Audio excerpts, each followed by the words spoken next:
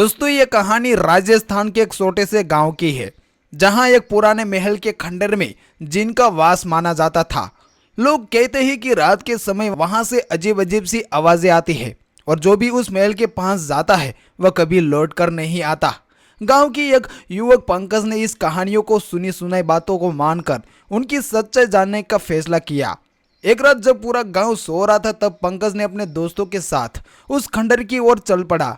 दोस्तों के मना करने पर भी वह पंकज उस महल के खंडर की तरफ निकलता है। उनके दोस्तों को ना चाहकर भी उनके साथ आने पर मजबूर कर दिया। रात का समय था और आसमान सिर्फ चांद की हल्की रोशनी थी। खंडर के पास पहुंचते ही पंकज ने अपने दोस्तों को बाहर रुकने के लिए कहा और खुद अंदर चला गया। खंडर के अंदर घना अंधेरा था, लेकिन पंकज ने अपनी टॉर्च जला ली। जैसे ही उसने टॉर्च जलाई उसने दीवार पर अजीब अजीब चित्र और अरबी में लिखी हुई कुछ बातें लिखी थी। अचानक से उसे ऐसा लगा कि जैसे कोई उसके पीछे खड़ा है। उसने पीछे मुड़कर देखा, लेकिन वहां कोई नहीं था। वह जैसे ही उस खंडर के अंदर बढ़ता गया उसकी दिल की धड़कन और भी तेज होती गई।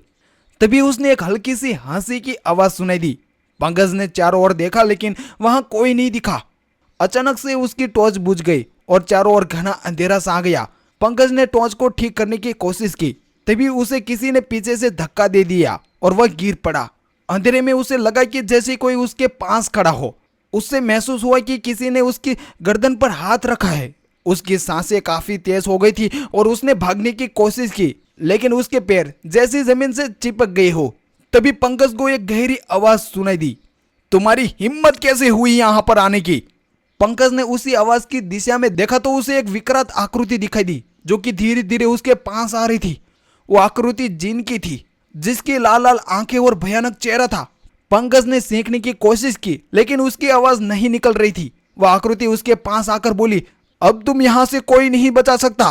पंकज की आंखों के सामने ही अंधेरा सा आ गया और वह बेहोश होकर वहीं गिर गया। सुबह जब गांव वालों ने उस खंडर के पास आए तो पंकज बेहोशी हालत में पाया, तो उसे उठाकर घर लाए और होश में आने पर पंकज ने सब कुछ बताया कि उसके बाद गांव में कोई भी उस खंडर के पास जाने की हिम्मत नहीं करता था।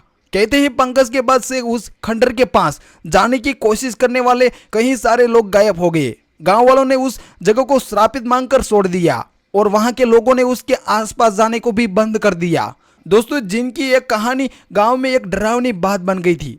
तो दोस्तों, ये इस कहानी से हमें यह सीख मिलती है कि प्राचीन और रहस्यमय जगहों के बारे में सुनी सुनाई बातों को हल्के में नहीं लेना चाहिए। हमें अनजान और संभावित खतरनाक स्थानों पर बिना सोचे समझे जाने से बचना चाहिए।